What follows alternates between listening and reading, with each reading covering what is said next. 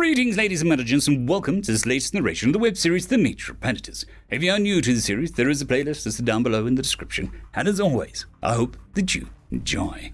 Chapter 183. Memory transcription subject, Ambassador Tarver Williams of the Vendel Republic. Date, Standardized Human Time, October 9th, 2137. Under an immense amount of pain, it was difficult to remember why I wanted to have a child in the first place. I clung to Noah's hands as the contractions radiated pain through my body, finding it difficult to think. I forced myself to ruminate about how beautiful our family would be, and how much I loved my caring husband. Then again, no matter how supportive he wanted to be, he wasn't the one in excruciating pain. This required little effort on his part, didn't it? That wasn't a rational thought, but it was near impossible to be rational. Of course, I wanted the astronaut here to welcome his child. Just a little while ago, I'd been elated to see his reaction. The doctors prompted me to push harder, and I strained against my own pain tolerance. If I'd welcomed two predators to Skugger in the flesh, before I knew that they wouldn't eat me, and wagered my entire civilization on a possibility, what was a little labor pain?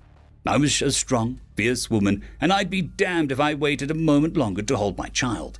Noah had barely left my side since the pregnancy began. But now it was like his hand was glued to mine. My human watched with nervous eyes, terrified of anything going wrong. He pressed the other palm against my back, though it wasn't comforting enough to make up for the fact that my insides wanted to be on my outside. "We're almost there. You're doing great, sweetheart," Noah whispered, inches from my ear. "You're going to make a perfect mother. I believe in you, and I'm here for you and our child."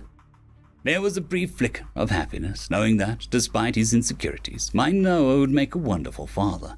I remembered seeing his binocular eyes staring straight at me as we exchanged vows. The astronaut liked the Vendel ones enough to choose them. Our wedding had been a quiet ceremony, closed to the public, despite the fact that our relationship had controversially, on both worlds, been announced. We started out from Skugger on a sprawling spaceship we rented, with friends and families we invited. The ceremony had taken place halfway on the journey to Earth before we landed in my husband's hometown for the reception. To imagine how it once would have terrified all of my maternal instincts, a predator being right next to my newborn child.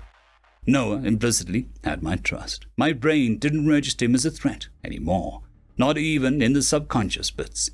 My abdomen screamed with unfathomable pain, whirring for my attention, but I fought onward for our beautiful daughter.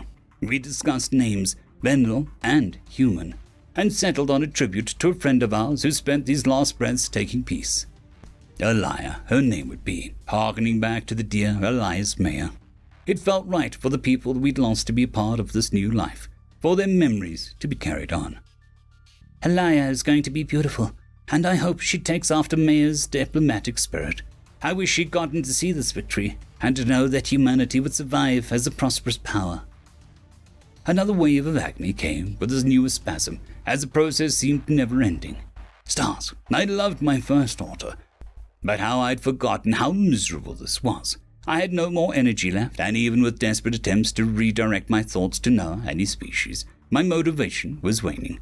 Why wasn't there a pause button on this ordeal? I tried to cling to something positive, though my brain begged for reprieve. There were 2 cribs waiting in the nursery, where the planets of Skugger systems were painted on the ceiling. My human and I had a home together. It wasn't quite the opulent governor's mansion, but it was ours. What else? What else? Maternity leave from my ambassadorship would give me time to spend with my children. That was it. Children. Plural. Despite all my research on how to rear a human infant, I was woefully unprepared for raising a predator. How strange it was that such a powerful, fearsome species would be so fragile and dependent on me. After a lengthy discussion, we decided to adopt a Terran boy that was 6 months old, since Vendel children matured quicker than primates. 2 newborns would have been a massive undertaking, and the sleepless nights and the round-the-clock care. Well, it wouldn't quite bridge the age gap. We wanted to bring the hominid home early enough that he'd bond with us from his earliest memories. Noah and I wanted to hear his first words, and when he took his first steps. The 2 of us were slated to visit the UN embassy, where the paperwork had been prearranged. Our little boy would be waiting for us in the peacekeeper's care. Elias's big brother was sitting there in limbo, and we couldn't meet him until I finished up here. I didn't want to wait a second longer before making it official that he was my son. I didn't want to wait any longer to have a Vendel daughter again either. Elias's life was set to start today. A strength bubbled within me that I didn't even know I had, as I warred against my body to bring a pup into the world. The pain reached its crescendo, blinding me for several moments. The doctor latched onto a small silver object, while I fell back to the pillow with exhaustion. My gosh, that's Elia. I saw her little head. Are you feeling all right, Tava? Noah asked. I perked my ears as the sound of braying, feeble cries reached me. Elia's healthy, it sounds like. I don't know how I made her, but you have no idea how much that hurt. I hated seeing you in pain, my love. I wish there was something I could do to help.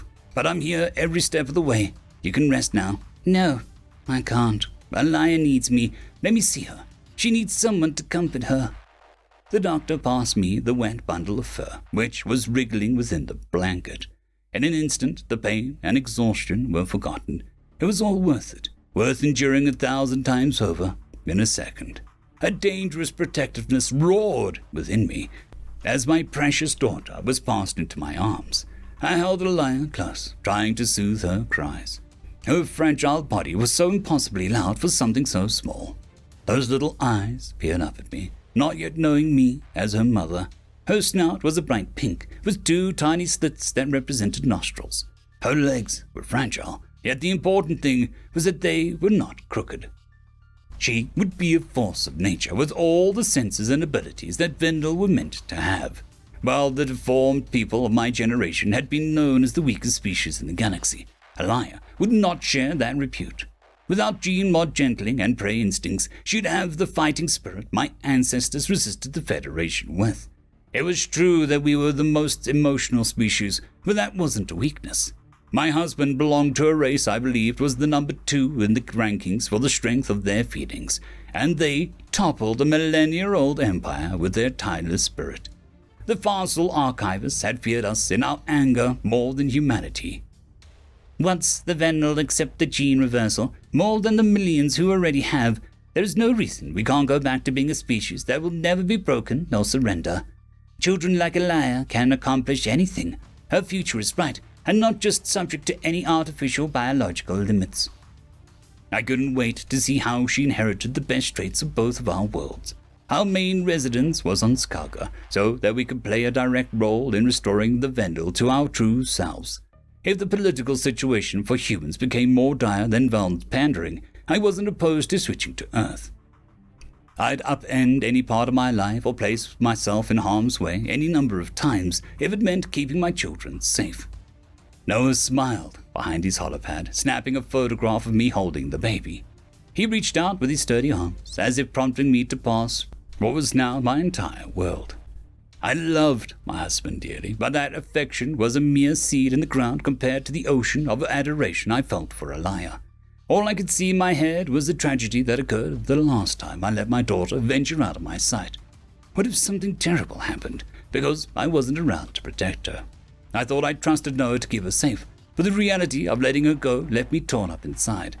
I wanted to keep her in my grasp forever, never to let her go. The predator tilted his head, eyebrows arching up. Let me see the kiddo, Tava. I know I've never held a baby, but I'll be gentle. Don't worry, I won't drop her. She's just the cutest thing. Oh, my heart is melting, Noah said. I'm a father, and it's like nothing else in the whole wide world matters.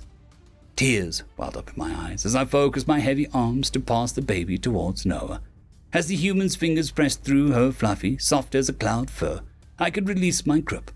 What if there was something I hadn't accounted for, such as Terran mates responding to a newborn in a way that would endanger a Vendel? It was irrational paranoia, but it wouldn't leave my mind. I took a deep breath, noticing the growing concern in his binocular gaze. This was the man who was my soulmate, who treasured me, and who'd fallen over himself to accommodate my sudden dream of having Elia. I wanted to share it with him, no matter how difficult it was to expose her to any risks. Regardless of how small she was, I steeled myself and forced my paws to do something much more challenging than labor. I relinquished my grip on my daughter, and Noah took her out of my control. The Terran started grinning like an idiot. overjoyed to have her as nestled against his elbow. She wasn't even the length of his forearm. The crying stopped the second the predator held her and tickled her tiny nose with his fingertip. "Oh my, Tava, I want us to be everything a lion needs. How do we do that?" Noah whispered. "Together." My body finally relaxed, seeing my daughter safe in my beloved's arms. She looked like she belonged there, tucked against his chest. "You're a natural, father. I'm sorry about earlier. I was just hard to let go." "It gets easier, one day at a time. I was worried you were scared of me for a moment." "Can you blame me? Everyone knows humans eat Vendel pups for breakfast." "Right, next to the bacon and orange juice. You make a good point." "I always do. It's one of my many endearing qualities." "You can say that again, Since Sweet Elia is related to you, I think she's going to kick her brother's ass. We have to watch out for her. I've heard true Skullgons are terrors. I'm hoping she'll take after her more mellow namesake. And on the topic of names, if we're going to bring home our other child today, we still need a name. We haven't settled on one, and I don't know who else to pay homage to. I thought about Sarah, or some variant of her last name, but Rosa is more feminine in your tongue. We were both the first pioneers to set sail from Earth on our FTL flight. She's a great scientific mind who's done a great service to both truth and human discovery, from Skalga's survey to the empathy tests to Leanne. I'd like the idea of taking a bite-sized snippet from Rosaria. How about Ari? It's a bit more subtle." "Ari? That does have a nice ring to it. We'll have to tell Sarah who inspired it someday. Hopefully she'll come visit us from time to time so that we can. We're not that forgettable." When Sarah attended our wedding, it wasn't evident how often she intended to return to Skalgar going forward. She'd piled tons of work onto her plate with the Yodel. I hoped she'd be involved as an honorary aunt, but I imagined her ambitions to repair the galaxy wouldn't leave her much time. It was fitting to give a nod to her as one of my original Terran friends. Elia and Ari would be reminders of two figures who were instrumental in making our family possible, free of Federation control or Arxor threat. It wouldn't be easy to raise a human and a Vendel side by side, but I was confident that we could handle the challenges. I could imagine the child tussling in the grass, playing together and running around on strong legs. I'm not sure Elia can keep up with the persistence predator, but she won't tuck her out easily. Maybe Noah will be proven right about her being a handful. With both of us regarded as important historical figures, our children would have a lot to learn. We'd be under the spotlight, especially since I hadn't stepped down as Vendel ambassador, despite my interspecies marriage. Noah and I would teach our offspring not to be ashamed of our family, or their own differences. We'd teach them to do what was right, regardless of the risks. A new era was dawning on Skalgar, and the second chance at motherhood played right to the big picture. The Sapient Coalition could give us a forum to develop our own might, with the next generation bringing us back to our roots. The Vendel spirit might have been suppressed for centuries, but it wasn't snuffed out. The more I thought about it, the more confident I was that Elia wouldn't need my protection. It would be all of us needing protection from her if she embraced her wild side. It was probably a good thing her brother and father would be from a predator race, which customs and mannerisms would jump the gap in our multi-planetary household. How would the Terran's kind-hearted nature manifest in my son? It was a relief that humanity wasn't under threat of extermination anymore. I wouldn't have to worry about Ari belonging to an endangered species. All of this started when I met you, I told Noah. But to think that I almost let the Federation take away the one person who understands me implicitly. Who will make my family? Who made my heart whole? The human handed Elia back to me, a loopy smile still in his face. I helped, Tava, but you did all of that yourself. I just proved whatever was written about us in the dossier wrong. You sure did. Do you want to know what I was thinking when I saw your ship coming? Wow, that ship is smoking hot. The pilot must be a stud. No, you big goof. I thought there were 2 known instances of predatory species achieving sapience. I listed it out in my head.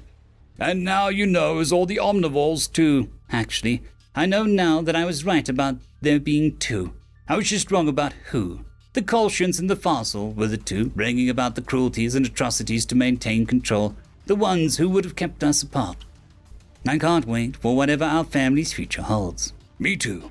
All I wanted was friendship and peace in the stars, but you gave me so much more. Looking at Elia, I didn't know it was possible to feel such deep emotions. I'll be by your side forever, Tava. Staring into Noah's loving eyes, I was certain that this was humanity's true nature. They were a species that would be loyal to the ends of the universe and would endure anything to protect the people they cared about. Their mere introduction had brought out the best in dozens of races and altered the course of galactic history. For all my internal fears, I knew Elia and Ari would be lucky to have a predator, the love of my life, watching over them. I couldn't imagine having a life and a family that was any more perfect than this. End of chapter. I would just quickly like to thank the T5 peeps: Dragon Soup, Cold War Boomerwaffen, Severin Cerberus, Red Panda 121, Leslie 517, Bushmaster 177, Casper Arnholtz, Cam Maxwell, Sans the Skeleton, Light Jock, Dragzoon W.R.E, and Lord Azrakal. Thank you very much.